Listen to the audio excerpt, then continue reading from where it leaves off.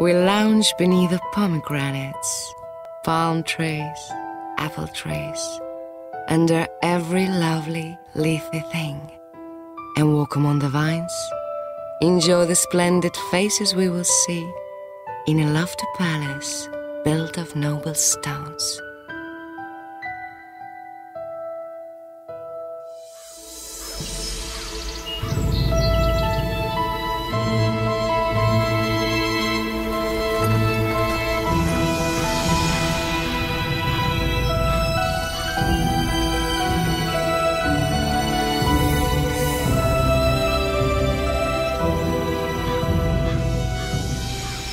Over 1,000 years ago, the sun-washed land of southern Spain was home to Jews, Christians, and Muslims living together and flourishing.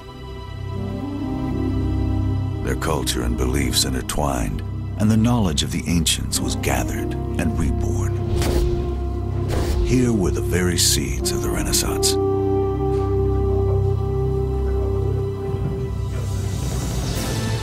But this world too quickly vanished. Greed, fear, and intolerance swept it away. Puritanical judgments and absolutism snuffed out the light of learning. Within a few centuries, the fragile union of these people dissipated like smoke. The time of tolerance was lost forever.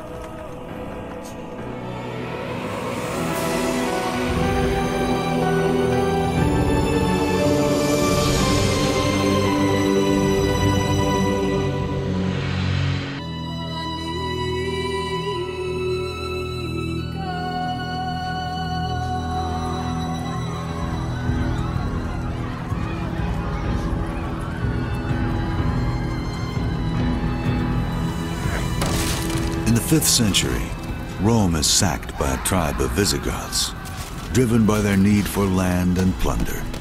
All over Europe, barbarian tribes descend upon the once great Roman Empire.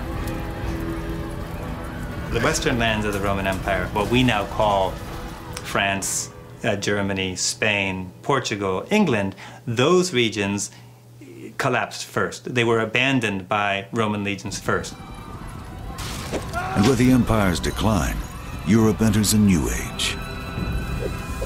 Historians don't like to use any longer the phrase Dark Ages. But truth be told, there was a lot that was dark about this time. The Roman Empire collapses. There's not as much trade. Many libraries are pillaged and wrecked, and some of the great classics disappear. Poetry and science, medicine and mathematics, the great knowledge of the Romans and Greeks is lost.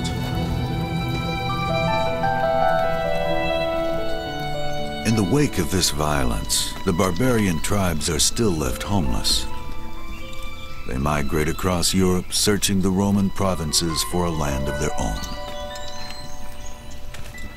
When we talk about the fall of Rome, we're really not talking about a sudden collapse. In fact, some people have talked about it as a kind of quiet fall. What we should think of is different regions coming into crisis at different periods of time, and different forces of migration bringing about those crises. The migrations bring a great movement and mixture of cultures into the remains of the broken empire. In 476, the Visigoth tribes reach westward to the isolated Roman peninsula of Iberia, what we now call Spain and Portugal. And there, they find Jews living in many of its cities, such as Cordoba, Granada, and Toledo.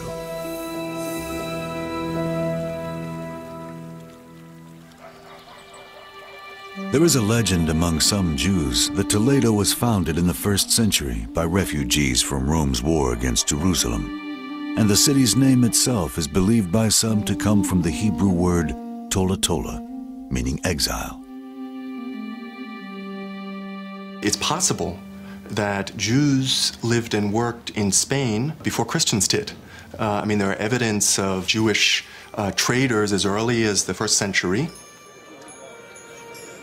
They came because there were business opportunities, and ambitious and clever people followed the trade routes.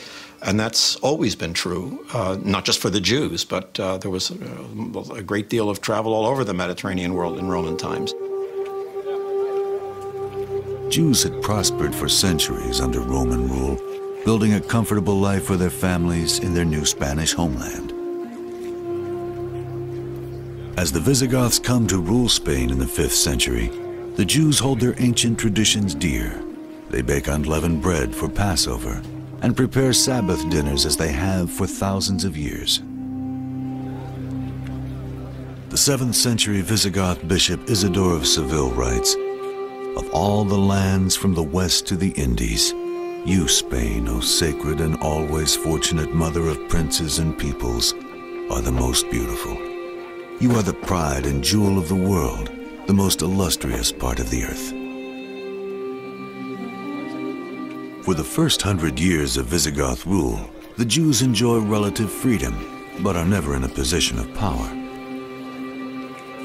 The Jews of Visigothic Spain weren't in the best or the strongest position, in a sense that they were a marginalized minority within a culture which didn't necessarily understand Jewish practices or Jewish religion.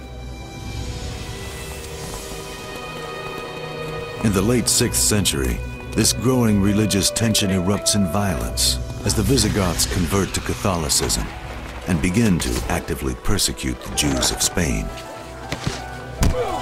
Most of the evidence that we have comes from a series of law codes which were promulgated by Visigothic kings and which typically restricted the action of Jews, forced them to convert, and ultimately enslaved them. And one great theologian at the time compares Judaism to a kind of cancer that has to get cut out before it spreads to the rest of the body, the Christian body.